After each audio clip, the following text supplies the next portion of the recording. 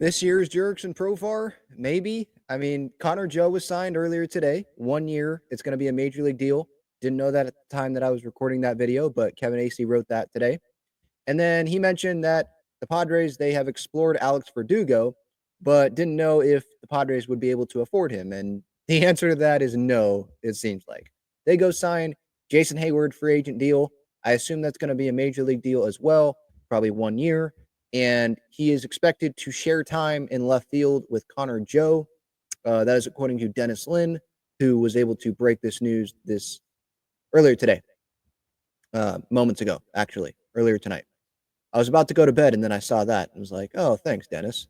But here to talk about it, I say Jurickson Profar because maybe David Peralta is the better one because vet guy, not expected to start every day. But is Connor Joe expected to start every day in left field either? No. So Connor Joe, you got the righty, Heyward, the lefty, and they can platoon there in left field.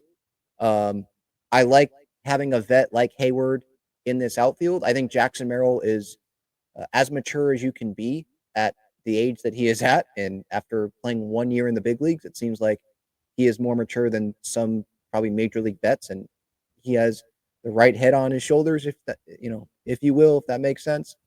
And it seems like he does everything right. But it doesn't hurt to have Jason Heyward on the roster, just like it didn't hurt to have David Peralta on the roster. And David Peralta is still a free agent. So maybe he signs elsewhere after what happened here today. But the Padres, what they needed was depth. No disrespect. Maybe this is disrespect, but sorry, Brandon Lockridge. Needed someone better than Brandon Lockridge. Needed someone better than Mike Brosseau. I don't know if Jason Heyward's going to perform better than someone like Mike Brosseau. I don't know if Jason Heyward is going to perform well enough to be continuing to platoon throughout the entire year with Connor Joe and left. Or maybe Preller goes and gets someone who clearly, like, yes, he is going to be the starting left fielder, and then Heyward is a bench player, depth guy. But this is a similar thing with Connor Joe to me. Like, I can't hate this move because it's not going to be for a lot of money. It's a guy that's been through it in the big leagues. He's been in postseason games. What does he have left? That's obviously a big question.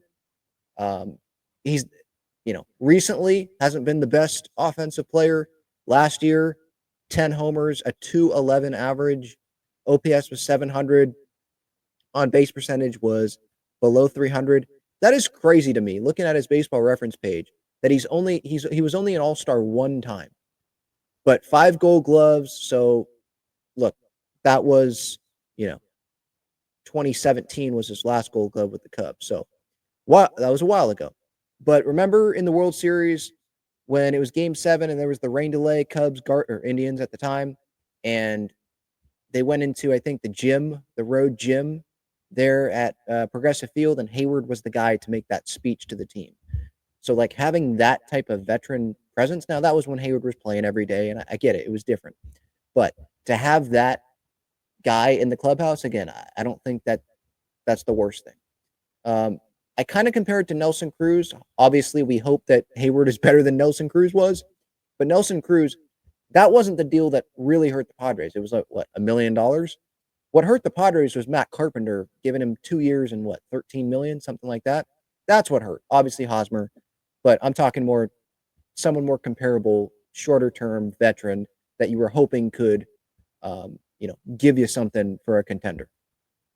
Here, lefty, maybe he can use that shorter porch really down the right field line there, and get some there.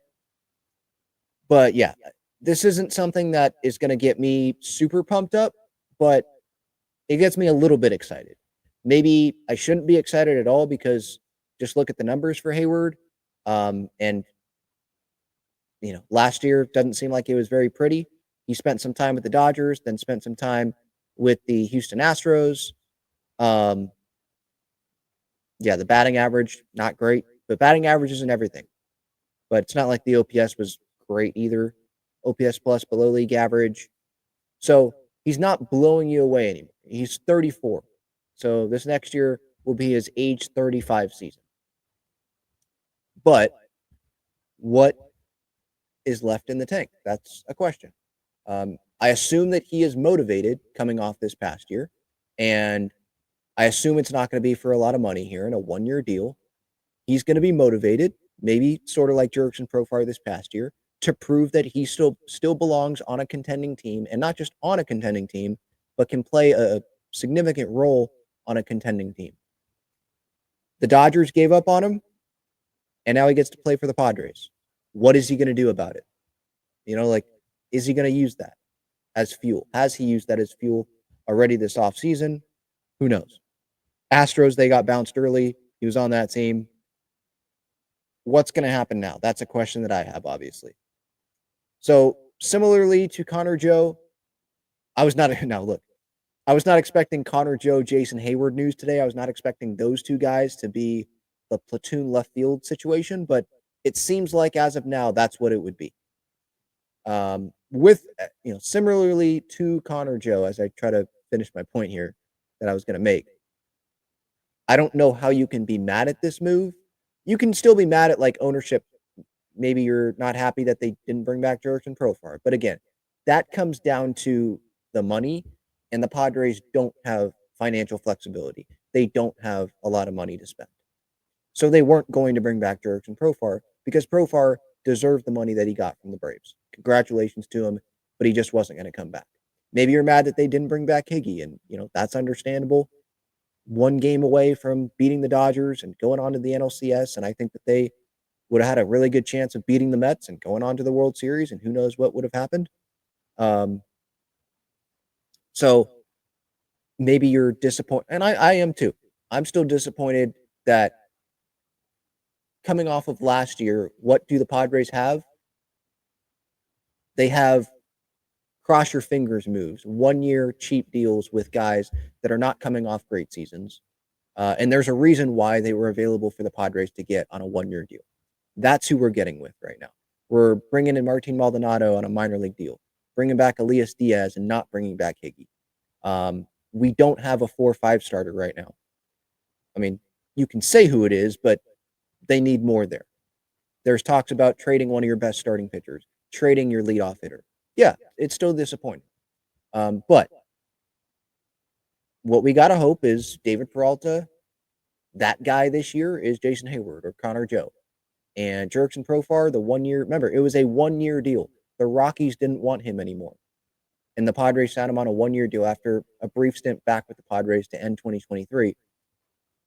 He comes in, and he was clearly a fit. We already knew he was a fit with the Padres. Is Heyward going to be a fit with the Padres? We'll see. Is Connor Joe going to be a fit with the Padres? I'd be surprised if he's not a fit, being the hometown guy. And then Heyward, I assume he's very motivated to prove some people wrong, and now he's on the other side of that Padre-Dodger rivalry.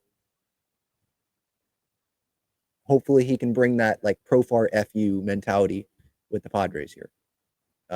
So I'm a little bit excited. These moves make me a little bit excited. I don't care what other fan bases think, and if they want to laugh at Padres fans for being a little bit excited about this, I don't care. Some fan bases, they're just in a better situation that we are in. And considering that the Padres didn't have a lot of room here, and Preller's doing his best with what he's got, like don't be blaming Preller with this. This is not his fault. He's doing the best with what he's got. He is under financial constraints, clearly. I mean, just look at the things that have happened this offseason. And you just hope, like last year, with Peralta, with guys like that, Solano, that these veteran additions that trying to get some bounce back in them, that they're going to be able to do that again. But those are big shoes to fill. Profar, Higgy, Solano, Peralta. Now, Peralta, Tatis can fill those, obviously, and exceed that. But what if Tatis gets hurt like last year? But if Tatis stays healthy, then I'm not worried about filling Peralta. But if someone gets hurt, is that person that comes up in that place going to do what David Peralta did? That's probably going to be pretty tough. So that means, though, that you're going to have other guys step up. But I'm optimistic about it because I know what Jackson Merrill can do. I'm very confident in him. Luis Rice, if he's on the team, I'm confident in him. He's going to be healthy, by the way. Remember, he dealt with the thumb issue. he was not healthy. If he's going to be healthy, great. Tatis, he's feeling the best since a few years ago. Great. Manny, feeling great. He can actually work out. He's not coming off an elbow surgery. Great. So that's maybe, if you want to get optimistic here, that's where you can get optimistic about this team. And it's not about beating the Dodgers in the regular season and winning the West. It's about getting into the postseason and beating the D-backs and the Giants and the Phillies and the Mets and whoever doesn't win the NL East, obviously, the Cubs or whoever, second place in the NL Central, beating those teams. And then, obviously taking care of business against teams like the Rockies so that you can be in a good spot. That's what we got to worry about.